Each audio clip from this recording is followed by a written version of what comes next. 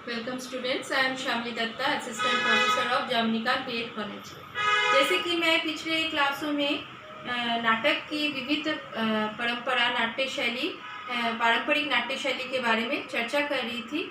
आज मैं दक्षिण क्षेत्र में किस तरह के नामों से नाटक को जाना जाता है उसके बारे में मैं चर्चा करूँगी। सबसे पहले दशावतार कोंकण एवं गोवा क्षेत्र का अत्यंत विकसित नाट्य रूप है। प्रस्तुत पालन व सृजन के देवता भगवान विष्णु के 10 अवतारों को प्रस्तुत करते हैं। 10 अवतार हैं मत्स्य, कुम्र, वराह, नरसिंह, वामन, परशुराम, राम, कृष्ण या बलराम, बुद्ध व कल्कि।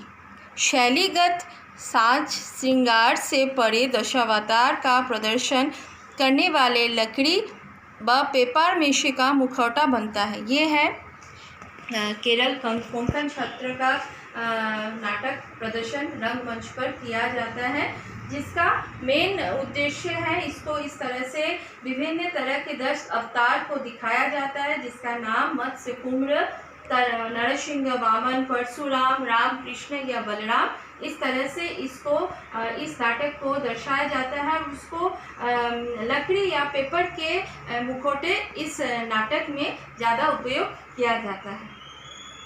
नेक्स्ट है केरल का लोक नाट्य, जिन्हें हम कृष्णाट्टम कहते हैं। 17वीं सदी के मध्य कालीकट के महाराज मनवेदा के शासन के अधीन अस्तित्व में आया। कृष्णाट्टम 8 नाटकों का वृत्त है, जो क्रमागत रूप में 8 दिन प्रस्तुत किया जाता है। 8 नाटकों का मतलब 8 दिन इसको प्रस्तुत किया जाता है इस नाटक को। नाटक है अवतारम, कालियामर्दन, रासक्रीड़ा, कसवधाम, स्वयंवरम, वानयुद्धम, विविध विधम, स्वर्गारोहण। वृत्तांत भगवान कृष्ण को थीम पर आधारित है। श्री कृष्ण जन्म, बाल्यकाल तथा बुराई पर अच्छाई के विजय को चित्रित करते विविध कार्य।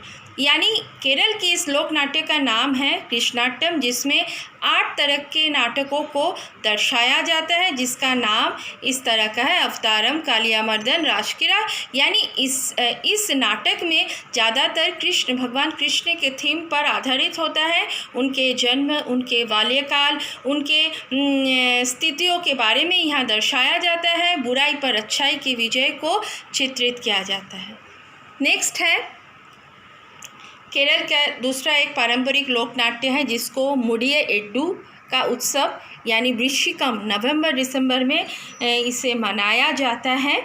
यह प्राय देवी के सम्मान में केरल के केवल काली मंदिरों में प्रदर्शित किया जाता है।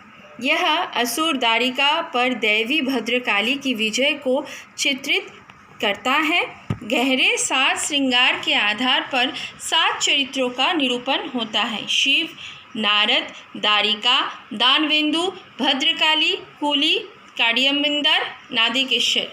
यानी केरल के 2 पारंपरिक लोक नाट्य के बारे में हम जाने। एक है ये कृष्णाट्टम, जिसमें 8 तरह के नाटक को दर्शाया जाता है और ज़्यादातर इस नाटक में कृष्ण भगवान के बाल्यकाल, उनके जन्म, उनके तरह तरह के थीम पर आधारित इस नाटक को दर्शाया जाता है। और केरल के दूसरे नाटक, जिसका नाम है मुडियाट्टू, जिसमें शिव के वृत्तांत को दर्शाया जाता है। शिव के तरह तरह के नाटक में, जिसमें 7 नाटक इसमें दर्शाया जाता है। शिव, नारद, द्वारिका, दानवेंदु, भद्रकाली, कृत्य, कोडियाट्टम।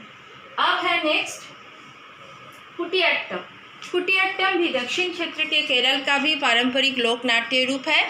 संस्कृत नाटकों की परंपरा पर आधारित है।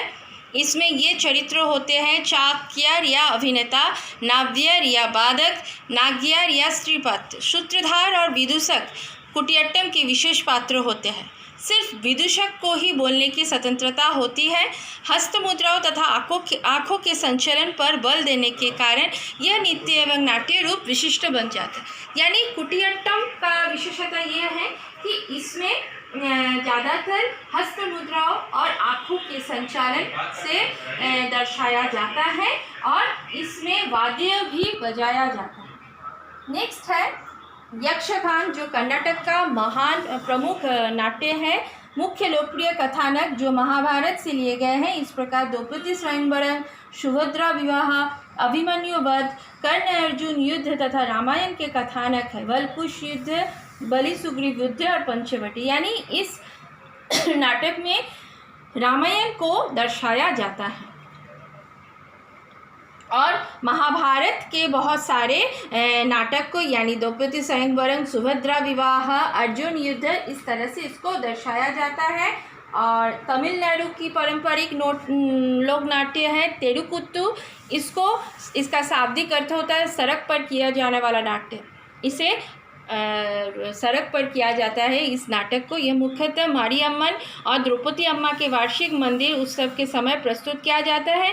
इस प्रकार तेरुकुल्लू के माध्यम से संतान की प्राप्ति और अच्छी फसल के लिए दोनों देवियों की आराधना की जाती है। तेरुकुल्लू के विस्तृत विषय वस्तु के रूप में मूलतः द्रौपदी के जीवन चरित्र से संबंधित 8 नाटकों को यह चक्र होता है। काटियाकरण सूत्रधार की भूमिका निभाते हुए नाटक का परिचय देते हैं तथा मत्स्यपरण में श्रोताओं का मनोरंजन करता है। यानी तमिलनाडु की ये लोकनाट्य तेरुकुत्तु सड़क पर दर्शाया जाता है। यानी हम सब आज दक्षिण क्षेत्र में विभिन्न पारंपरिक नाट्य शैली के बारे में चर्चा किए।